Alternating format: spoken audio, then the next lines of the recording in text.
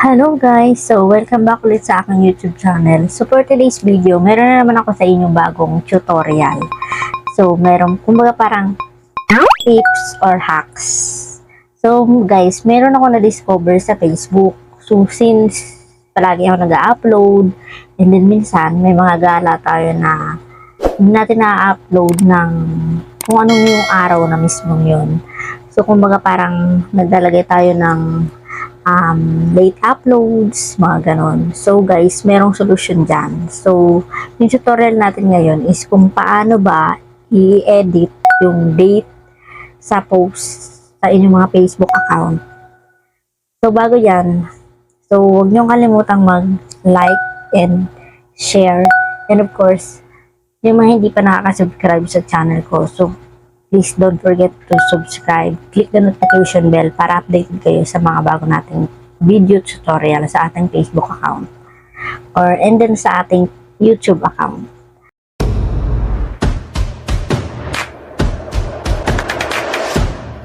So yun na nga guys, so ipapakita ko sa inyo yung step by step kung paano nga ba magpapalit or i-edit yung date sa ating Facebook posts. So, ito na nga guys, ituturo ko sa inyo yung procedure kung paano ba gawin yung ating tutorial for today. So, ang gagawin nyo lang ay pupunta kayo sa inyong mga Google Chrome, and then i-click nyo siya, and then yan ang lalabas. Tapos, itatype nyo siya dito, facebook.com facebook.com tapos, okay, and then lalabas na syempre yung inyong Facebook account. So, dapat guys, naka-check yung desktop site. Ayan, dapat nakaganyan siya. And then, since nakaganyan na siya, so, tatry natin mag-type. Ayan. Post tayo. Hi guys. Ayan. And then, upload natin.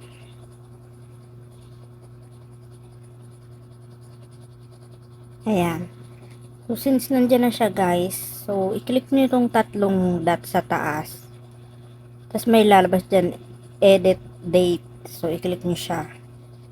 Tapos, ayan, makikita nyo yung dates. Tapos, pwede nyo siyang palitan ng halimbawa, kahapon kayo gumala, tapos hindi nyo siya na-upload, then na-upload nyo siya the other day na, so pwede nyo siyang ibalik.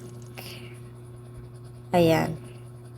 So, i-click nyo lang kung kahapon siya, tapos kung anong oras, tapos ayan na siya, and then dadan nyo siya.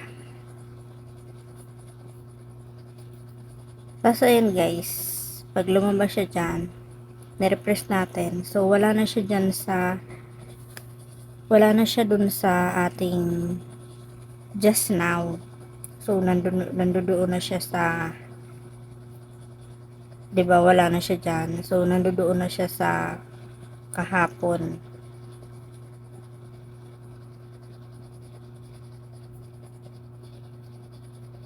Saan na yan?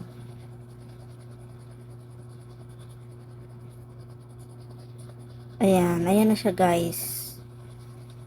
So, 'di ba, hindi ka na mag-edit, hindi ka na maglalagay pa ng late upload. So, pwede niyo siyang i-edit. So, ayun guys, sana natutunan niyo yung ating simple tutorial for today's video. Thank you. So, ayun nga guys, sana nasundan niyo yung aking ginawang tutorial kung paano ba mag-edit ng date sa inyong mga post sa inyong Facebook account. So, ngayon guys, so hindi na natin kailangan pa maglagay ng late upload. Kasi halimbawa is kahapon kayo nang gumala, tapos ngayon nyo na siya na-upload. So, pwede nyo siyang palitan. And then, babalik siya doon sa kung ano yung date ng mismong gala nyo. So, yun lang. Thank you so much.